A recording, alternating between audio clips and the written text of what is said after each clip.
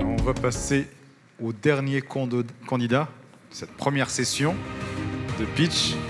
Et il s'agit de Tomaï Analytics.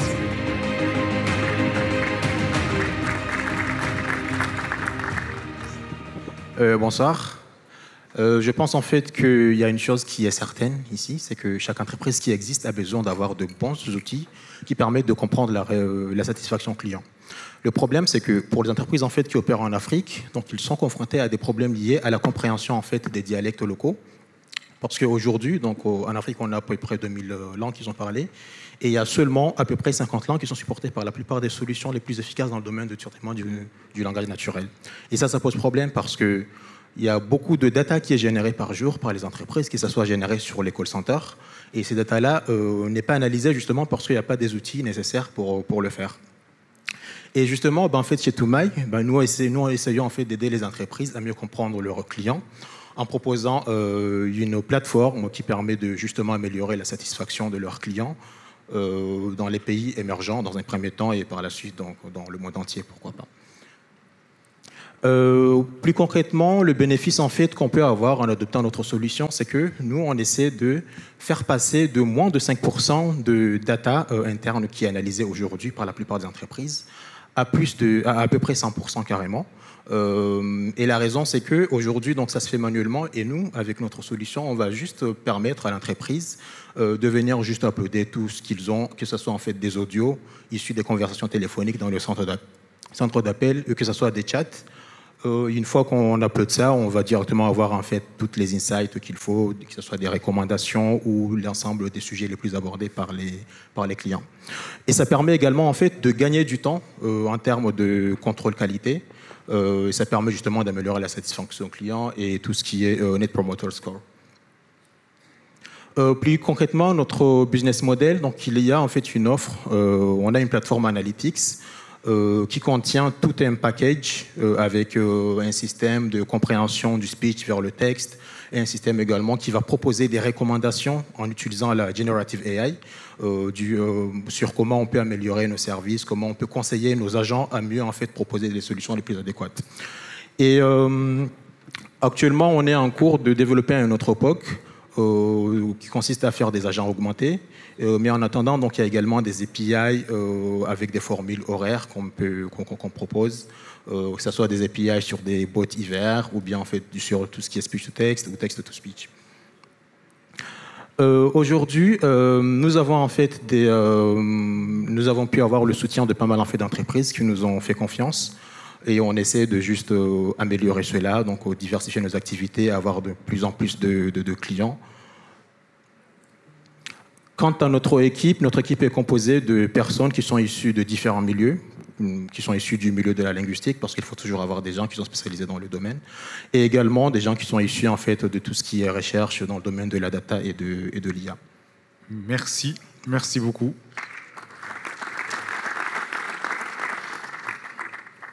Alors, les questions du jury.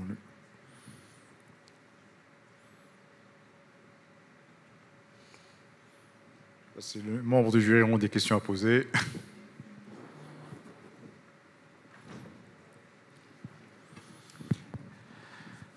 Bien, très intéressant. Merci pour cette présentation.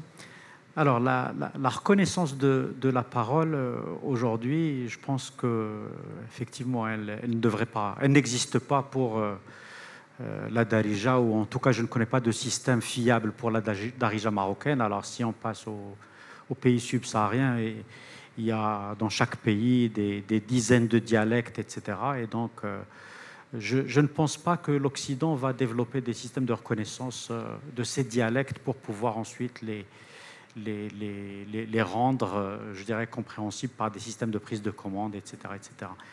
Alors, ça nécessite énormément d'argent. Comment est-ce que vous allez affronter cette problématique pour pouvoir codifier tout ça et créer des bases de connaissances pour permettre à l'intelligence artificielle de faire de la reconnaissance de tous ces dialectes qui sont en fait des centaines et des centaines? Merci.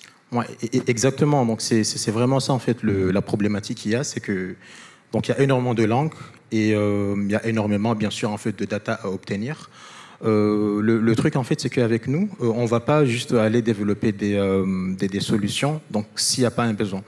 Donc, on va aborder, par exemple, en fait, une entreprise donc, qui est dans un pays X, en fait, en Afrique, et en fonction des langues qui sont parlées dans ce pays-là, c'est là où on va développer une solution pour ça.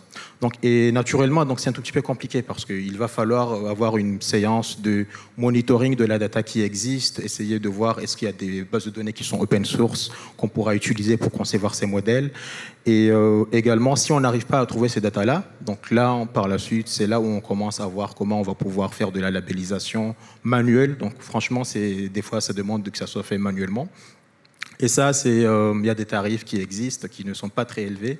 Donc juste, on peut faire des labellisations de quelques échantillons et ça peut permettre en fait de vraiment avoir un système qui est super efficace, sans pourtant nécessiter d'avoir des millions et des millions de data labellisées. Parce qu'aujourd'hui, l'avantage, c'est que avec ce qu'on appelle les Pre-trained Language Models, donc ce sont des modèles en fait qui sont pré-entraînés sur des solutions, sur des cas d'usage spécifiques. Donc il faut juste avoir un petit échantillon de data et venir en fait sur la base de ces modèles-là les ajuster vers un domaine spécifique. Donc le fait que ces nouvelles technologies sont aujourd'hui, ça permet d'éviter le problème lié à la nécessité d'avoir énormément de data pour concevoir les modèles.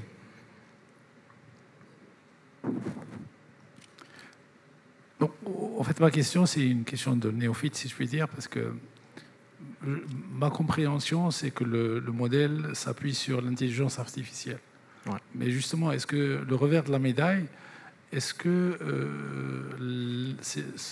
l'intelligence artificielle n'est pas un danger pour ce business model, dans le sens où, peut-être à court, moyen terme, l'application ou la solution va être complètement désuète parce que, justement, elle va être supplantée par l'intelligence artificielle.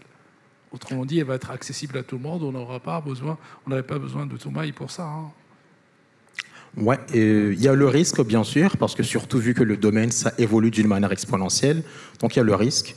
Mais je pense que le fait qu'on soit parmi en fait les entreprises qui ont cette logique-là de vraiment en fait booster la représentation des langues africaines, donc je pense que ça nous donne quand même un large avantage par rapport aux autres qui peuvent arriver. Donc le risque, il existe, donc, mais au moins je pense qu'on est quand même en fait un tout petit peu en avance par rapport à...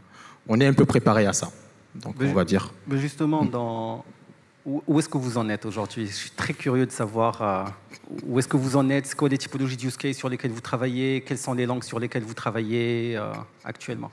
Oui, aujourd'hui, en termes de langue, donc on a plus sur les modèles bruts, les solutions brutes, par exemple, de speech-to-text, d'analyse du langage. Donc on a en fait entre 50 et 100 langues, donc ça dépend de la précision. Pour là où on est actuellement, donc là on a des solutions qui sont vendues en fait déjà sur plusieurs pays. Donc on a des contrats en fait pour le Sénégal dans le domaine des transports, ici au Maroc, et on est à Malte, et ensuite on est en train de voir dans d'autres pays africains. Merci beaucoup. Merci pour votre présentation. Donc, merci. Je vais mettre ici.